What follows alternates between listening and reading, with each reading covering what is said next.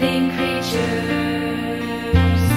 I will be a defender of my planet, united with friends.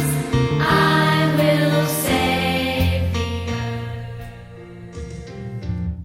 My name is Commissioner Frank Avila. I'm a commissioner at the Metropolitan Water Reclamation District of Greater Chicago.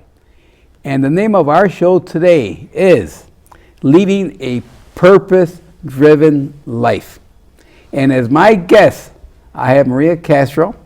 Thanks for being on our show, Maria. Thank you for having me, Frank. And you know, the title of our show, Leading a Purpose-Driven Life. What is that, Maria? Well, it means something different to everybody, right? So I believe that we all have a purpose. We're not here by happenstance. We all have a purpose. Yes. And I think that sometimes people recognize it earlier than others. And that being said, I was recently giving a talk about it and asked an audience, a full room of people, how many people were rich? Lots and lots, hundreds of people. Yes. And only a few raised their hand. Yeah. And it was kind of mind-boggling to me because I think most people think of the word rich as money. Money, right? yes, that's true. That's true. And I proceeded to say that each and every one of us in that room was rich. Yes. Rich in culture, rich in traditions, rich in life and health and family and love. I mean, there were so many riches that people are just overlooking Yeah. when they hear the word. Yeah. So that is kind of what my message has always been and what will continue to be, because I do believe that we all have a purpose, and we all have to understand that each and every one of us has, time, talents, treasures that we can devote to doing something better, to making the world better. You talk about the Metropolitan Water Reclamation District. You're trying to help people conserve and to keep the planet, right? And make sure that it's there for your next generation and generations to come. Well, my message is pretty much the same. And that is, what are we going to do as individuals? Sure, we can do things as a group as well, but individually, what time and talents and treasures do you have to give? And some people just don't know what that is. And so sometimes you have to explain it to them. I see it. Living, yeah. You know what my driven life is, I feel, is that, the good Lord made our body majority of water, like 65% of water, 75% of water. And every creature, from a microscopic to a large creature, needs water to live. Right. So our job at the Water Reclamation District is to protect the quality of water. Lake Michigan, we're not the water filtration plant, but we protect our water supply, Lake Michigan. Yeah. So I go out and give talks. Your husband, he has a very important job. He does. Maria's husband works at our agency. He and does. He has one of the most important jobs. Besides being my husband, yes. Yes, go ahead. Because his job is in, we are right under the Corps. The Army Corps of Engineers has all the jurisdiction of the waterways throughout the United States. And we're here in Cook County, we're right under the Corps on the waterways. So Maria's husband, Marty, he is in charge of Lockport, which if it rains, if we have a lot of rain coming in, it discharges into our channels. And he has to, 2 days before that rain comes, lower the level of the channel so that our majority of our basin doesn't get flooded, the street doesn't get flooded. So he has to make sure 2 days in advance. Absolutely. And Maria won't see her husband for 2 or 3 days. Yeah, and he pays for it. Oh, just kidding. but that's his richness. It is. I feel that's his goal. He loves what he does. Is to protect our water. Absolutely. Protect the environment here. So, we all have, and that question, how many here are rich? Right. We're rich in different ways. Absolutely. And I think about that because I once sat on the board for the Illinois Conservation Foundation. And we used to have what we called, using their time, the kids, to go out and learn about the forests and everything that they never get to see, especially inner city kids. Yes. They don't have that capability. So we would bring trucks out, little mobile units, and we would teach them about, archery and about different birds and about fish and, all kinds of things that they never really see and aren't able to see because of where they live.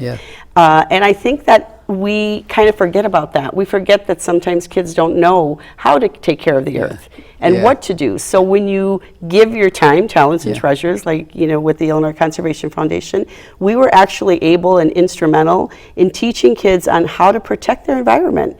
How to use soil to grow Yeah. plants and food and vegetables Sure. and things, and then sell them in a farmer's Yeah, market, and use the money then to go back to their programs and things. So all of that being said, I think that we do have the capability as human beings to change the world. Yes. And we have to do that with the purpose of, doing something that we know we're good at. We're Right. not all good at the same thing. Right, no, that's we all true. have different Right. different talents, right? And so my question is always like, what do you like to do? And some people will say, well, I like to dance. Well, then go and dance. Go Exercise. teach some people, Yeah. exactly. Go to a senior citizen home and dance some salsa with them. Teach them how to dance, right?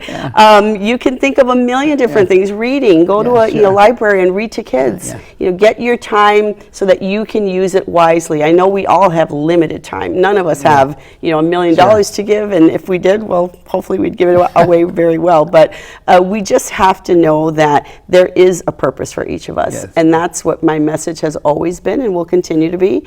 And I want people to understand that, if they don't have a purpose, find it. Think about something that's meaningful to you. Do you love dogs? Go to a shelter and devote your time to that. If you, again, like music, learn how to play music and find a talent that you can share with somebody. I think that's important. Now, Maria, when does this all started? Were you 8 years old when it started? 10 years old? I mean, right now you're about 21 years old. So when did this start? Yeah, well, you know what? I think it started when I really started in community service work. There's something to be said about the career that I've chosen. Yes. I've been really blessed to be able to work for a company like Comcast that really gives me the opportunity to really go out and change lives. I'm able to go out and use my time for things that are important to me. I find jewels in the rough that don't get a lot of attention, and I'll bring them onto our shows. We give them grants and scholarships, and there's so many things that I can do with the seat that I've been given. I have a seat at the table now, and so I'm able to use that time and those treasures and the talents that I have to really go out and make a difference. And I think for me, I'm born and raised in Pilsen, and a lot of my resources do come back to that community because that's where I was born and raised.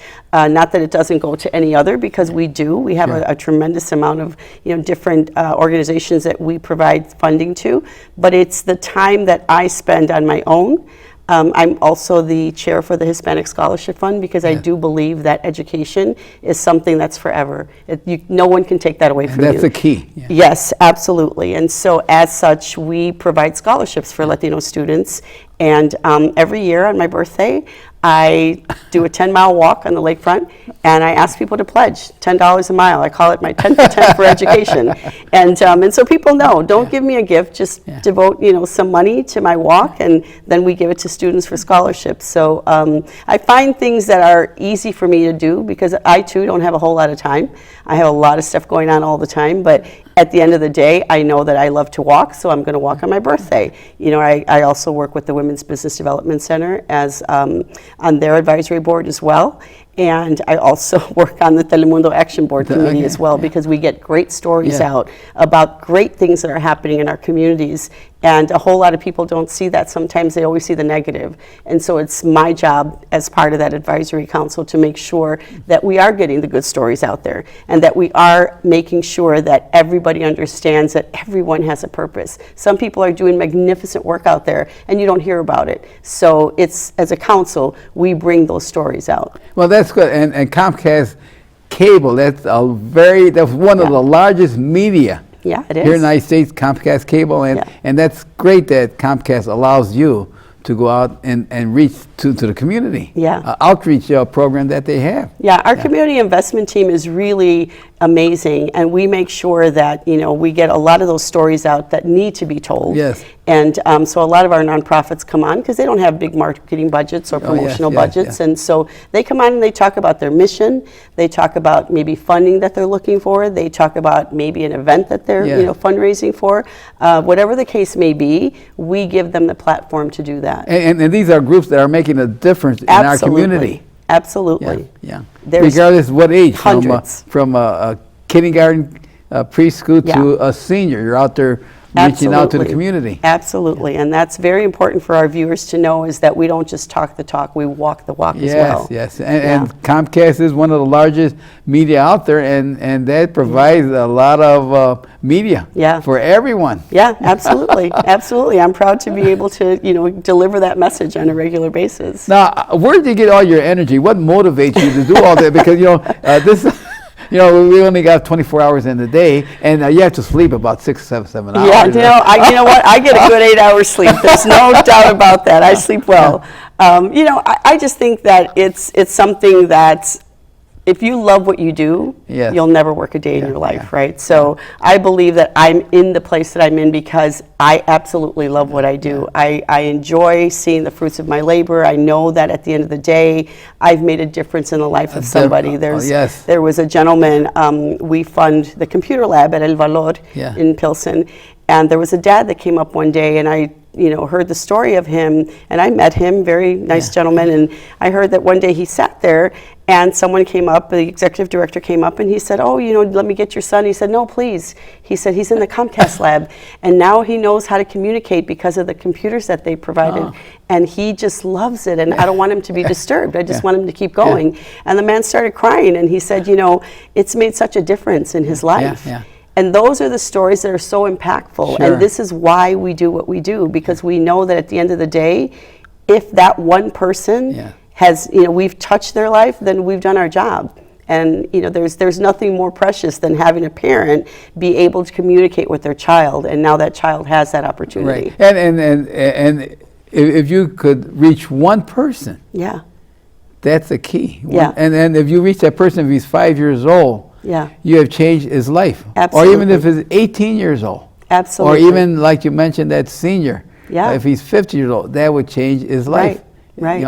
And it's like the story of the starfish, and I always say that when I give a speech, I always say, have you heard the story of the starfish? And some people say yes, some say no, and I go on to say that the little boy, throwing starfish back into the ocean, and the man asking him, like, you silly kid, like, what are you doing? Don't you realize there's thousands of fish? You're never going to make a difference. And the little boy says, I did, to that one that I just threw back.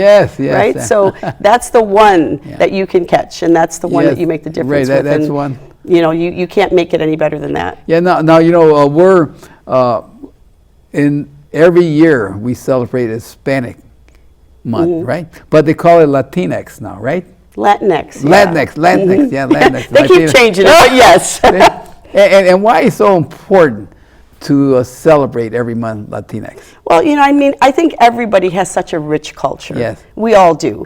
It just happens to be that I'm Latina, so of course I enjoy the fact that I am privileged to hold that title, and that I'm able to talk about, what it means to me. My dad was a migrant worker, and he wasn't an immigrant to this country, but a migrant worker. And he worked hard.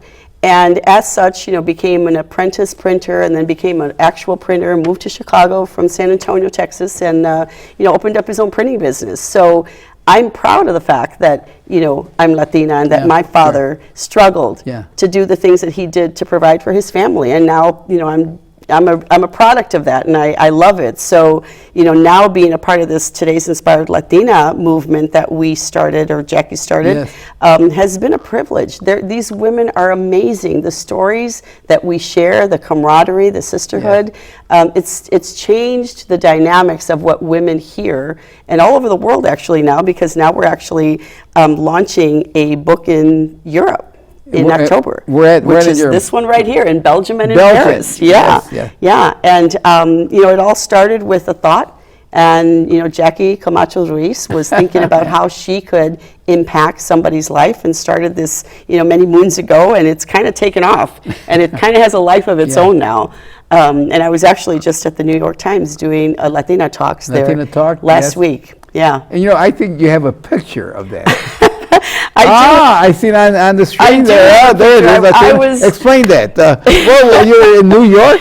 I was at the New York Times last week, and funny story, I got very sick, with a triple infection, the sinus, the throat, the ear, and I couldn't talk. I lost my voice, and I was so sad because obviously Marie couldn't talk. yeah, I know.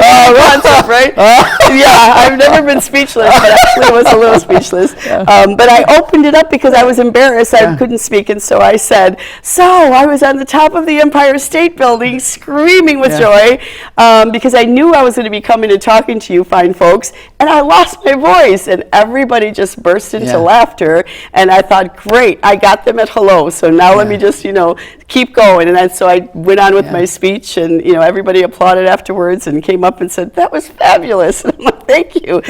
But it was quite the challenge because this is good in comparison to what it was on Friday of last week. You know what did Norman Cousins say? Laughter is the best medicine. Absolutely. Absolutely. And that's why laughing is good for the soul. Absolutely. Yes, laughing is, and that's why when you start out with a laughter type of comment, you reach everyone there. Absolutely. Yeah, because laughing. Everybody was just laughing in the whole room, and I just thought, I got them. It's all good now from here, right? So this group that you joined changed your life because you went to New York, right? Yes, we were invited by the New York Times for Hispanic Heritage Month to come and to give the Latina talks there in New York City. Yeah, and so it was very. It was really surreal. Yes, the New York Times. Do you believe that? Yeah, New York Times. So that's why that picture was like, whoa, But we did. We had a sold-out room, and everybody there was just, all the speakers that came from all over the country. It was just amazing to know that they invited us to come and to speak. To be one of the speakers? Yes, yeah. So I was one of the speakers, and it was just amazing. I just felt like so surreal because, again, coming from, my mom and dad, from humble beginnings, and then, being at the New York Times, it was like a dream come true. My dad would have been ecstatic to know that I was there. My mother was so proud, and it was just one of those things that you feel is a great legacy for your kids and your grandkids. And so the group really changed your life. Absolutely. And how long has it been in existence? Today's Latina Inspired? Yaneth would know better than I do. About 5 years. 5 years? Yeah. Okay, 5 years, yeah. So I'm just newbie. Okay. I'm newbie. Okay. Yes, so I've only been with the group 2 years. But, my volume is volume 5. Now this one that's being launched is volume 6, which will be again in Belgium and in Paris this month in 2 weeks. And all new authors, again, all new stories of women who have trials and tribulations that now are going to be told all over the world. Interesting. And Today Inspired Latina in volume 6. Yes. You're holding that off the press. And it's going to be held in Belgium. Yes. Yeah. Excellent. Yes. Yes. And Belgium is, that's where all the European countries meet, in Belgium. Yes. There. And that'd be an excellent place to have your book launch. Yeah. Book 6. And, to me, I think this Today Inspired Latina really changed your life. Yeah. It really did. It is something that you don't really expect, but all of a sudden you have this whole coalition of women who have come together and they become a sisterhood and everybody supports everybody. Like you can put something on a post and say, hey, I'm looking for a great attorney. I need an immigration attorney for this client of mine, blah, blah, blah. And all of a sudden you get 20 people responding, helping you out. Or you say, hey, I'm looking to find, a new home in this town. And all of a sudden you have 20 people responding. So you have this whole new network of women empowering other women. Yes. And it's just an amazing, movement. And then I see the movement now moving from, it used to be the adult women, but I see it moving to teenagers and the grammar school girls. Absolutely. So Jackie has the Fig Factor Foundation, which the proceeds from the book go to the foundation, and that enables her to do workshops and seminars for young Latinas, up-and-coming Latinas, and mentoring and different types of programs for them. And then she's moved it on even further. So she's a writer, so she wrote a couple of children's books, one on aviation because she is a pilot. One of the very few Latina pilots out there. And so she now has a book for kids called Aviation. And she just did a scholarship for young authors. 10-year-old boy won the scholarship, and he's going to have his own little book published now. Interesting. Going to be a little writer. He wrote a book, and he won. So there's all these different things that have come out. You know, it's like the little seeds that she planted Yes. are now just sprouting, and they're just all over the place. So she's kind of like an octopus, right? She's like moving this way, moving that way, and everybody's kind of over, you know, looking over and going for the ride. But there's just a lot of things great things that have come out of this program. And that's why it's not only the women now. Yeah. You're including young boys now. Yes. Yeah. Yeah. So it is growing, it's evolving. It is.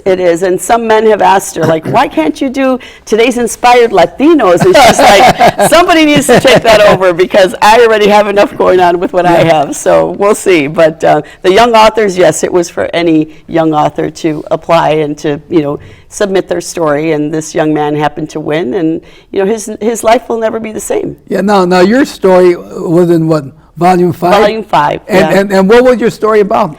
You know, it was mainly about my family. Your family, yes? Yeah, you know, about my dad being, you know, third-generation Texan, Yes. and, you know, being a migrant worker, my grandparents. And a printer. He became a printer. Yes, my dad And at that became- time, there were very few printers. Very, very few. very few, Yeah. yeah. So he became a printer, moved to Chicago, Sure. and you know, eventually started his own company, J&O Printing, for Yeah. Jose and Oralia, my mom and dad, and had a very successful business for many years and put us all through private school. And you know, so I talked about that, how the importance of family and certainly the morals and the values Yes. that they bring, you know, to their children, right, to bring them up. And then, you know, myself being a parent and now a grandparent who's raising two of, you know, my grandchildren, and me having the adversities that I had, you know, the passing of their mom and, you know, helping to raise them and to make sure that they're decent, wonderful human beings. And so, you know, all of that is in my story because that's my story. And so hopefully it'll resonate with someone and they'll say, oh my God, you know, I'm raising my grandkids too, or, you know, yeah, my dad was a migrant worker too, or something. But it's a great story. I mean, my father was an amazing man. My mother is still with me. She's an amazing woman. And so I am a product of them and the love and the nurturing and certainly the morals that they've given to me. Now, you might see some Latino out there saying, I can't write a book. How long did it take you to write your book? And you know, because you're going to say, I would love to write a book, but Yeah. how can I write a book? Maybe, Well, maybe you could explain Sure. to I them. mean, well, thank goodness it's not a whole book. It's basically a chapter. So, sure. yeah, I'm no writer by any means of the imagination. However, we did have an amazing editor. So Right. all of, you know, put pen to paper, and it took me about a couple of months to kind Couple of of months, yeah. really put Sure. it together and then hand it over and say, here Sure. you go, and have them edit it. Yes. But, you know, people all say that. They're like, oh, I don't have a story Right, to yeah, tell. right, You yeah. know, I don't know the first thing about it. Yeah. And, you know, sometimes when you think about it, Yeah. and you realize your story is pretty cool. Like, it's Yeah. pretty unique. And if you put it down, all of a sudden you look at it and Yeah. you're like, wow, that's, you know, that's pretty cool. That's how I felt. I felt like, you know, who would want to read my story? Yeah. Like, you know, there's nothing Well, no, it unique was a very about it. interesting story. I attended that. You launch did. on Volume 5, You and did. Very interesting stories. Yeah, there. yeah, Very it is interesting. Yeah. pretty amazing. Yes. I mean, most people have gone through a lot of adversity and things that, you know, like we all have, but it's what you do with what you're Sure. given, right? Yes, yes. My dad would say, if they give you lemons, you make lemonade. It just depends on how sweet Yes, you put it, yes, you want it. yes. So you just have to make sure that, you know, you persevere and that you move on and you use those challenges, you know, to good use. You use them as an opportunity. Yeah. Now I'm waiting to hear on your next volume. What is your next story? Have you thought of what your next story is going to be? You know, because you have a lot of things to tell now. Yeah. Well, you know what? At the end of the day, it'll probably just be a pen to paper. It won't A be pen to another paper? book. I just want to make sure that I look at things through a different lens and that I know that my job here is not done. I have Yes. so much still to Yeah, do, yeah. and you know, I just feel like I can extend myself even more to help more people, and hopefully, you know, people that come along with us for the ride, all of our book sisters and things, everybody has that same mentality. Yeah. Like, what else can we do? How else can we help somebody else? What else is there, you know, that is undone that we can all put ourselves together with and really make a difference with? And we just had a fashion show on Friday that I've never been on the runway, I'll have you know. But on Friday, I was like, you know, on this runway for this thing called Belleza at Macy's in Oak Brook. Fallbrook, and Estee Lauder was there, and we did this really fun type of event, and we got dressed up and did the rock catwalk, the whole thing, and we had a blast. We had a blast doing it, and we just had to give a short little speech, and so my speech was pretty simple, and I think it was profound enough that people kind of got it. And I said, fabulous at 40, fantastic at 50, and sexy at 60, and I'm sticking to that. So no, do you have a person help you write your speech, or? No, it was actually off the cuff. Sometimes I'm better off the cuff than I am with writing things down. I think that's where my strength is just kind of having people put a mic in my face, and then I can usually ad-lib just about anything. And if I write something down, I tend to forget it, so. Now, describe a day in your life or in your week. How do you plan your week to try and go help communities out there? Well, I mean, like this week, it's not too bad of a week. Last week, I canceled a ton of meetings because I was really sick. I couldn't really talk. But, this week, I'll be with the DePaul Art Museum for an event that I have to attend there. And then on Friday, I'll be in Aurora to work with the school district out there because I'll be hosting a workshop for parents on how to apply for college for their kids. And it's called The Road to College. The Road to College, And so it's through the Hispanic Scholarship Fund. And last year we had about 500 people show up. 500 people? Yeah, at East Aurora High School. This year we anticipate there'll be a lot more. And it's really all about teaching the parents on how to help their kids get into college. Scholarships and grants and the FAFSA forms and everything that goes with it, because a lot of these students are first generation going to be college students. And so it used to be for high school students, and now we actually have opened it up to junior high as well, because we found that parents were saying they want to prepare their kids earlier. So that'll be coming up very soon. And it includes all the Hispanics. It includes everybody in the school district for this. Yeah, I mean, I'm talking about your group. The Hispanic Scholarship Fund. No, today. Oh, today's Inspired Latinas. It ranges from Mexico, Puerto Rico, Peru, South America, Spain, absolutely. Throughout the world. Absolutely. Yeah. And their stories are different. Everybody's story is different. We're all different. Yeah. And they don't realize that the Hispanic are all over the world. Yeah. And we're actually more alike than we are different. Right. At the end of the day, when you hear the stories, you talk about the food, the culture, the richness, all of that stuff. We are the same. Yes. Yeah. And like in Mexico, the Irish are in Mexico, the Germans are in Mexico, the Polish are in Peru. Every ethnic group or every tribe is in some Hispanic country. Yeah. See? We're everywhere. And the whole world is in with the Hispanic. Yeah. I mean, at the end of the day, like I say, I'm proud to be a Latina. I'm proud to have been raised by an amazing family. And hopefully, my legacy will be that my kids and my grandkids will go on to do things, even more so than I have. Well, they have a good grandmother. They have a good grandmother. And some of the stories in the book they're all different. Yeah. And they all say what they want to, and straight that they all want to help society. Yeah. In the book, you're on volume 6, and just reading through all volume 6, it shows out that they want to help society make it a better world for all of us. Yeah. And I mean, I think at the end of the day, we all want that. Yes. It doesn't matter if you're an author or not. Right. Look what you're doing. I mean, you're helping all kinds of people, not just with the Water Reclamation District, but with the laughing, with, the pets, with this, with that. So we all have that tendency to want to make sure people do better, right? Yeah. And I think for all of us, we need to just make sure that, you check your ego at the door and that you come in wholeheartedly and want nothing else except to make somebody's life better. So leading a purpose-driven life. Yeah. I think you have fulfilled your dream. You're living a purpose-driven life. Yeah. I would say so, Maria. Thank you. And that's what you're doing now at Comcast Cable. Yeah. You're leaving a driven. Now, explain to the other people how they could do it also. Just let yourself go. Well, I don't know if it's actually explaining to somebody how they can do it. I think that it's either in you or it's not, right? And so if you say I don't have the time, my question is always, well, you know, how much time do you have? Let's make sure that at the end of the day, you have even 2 minutes to give. My home, I promise to keep Awesome. it.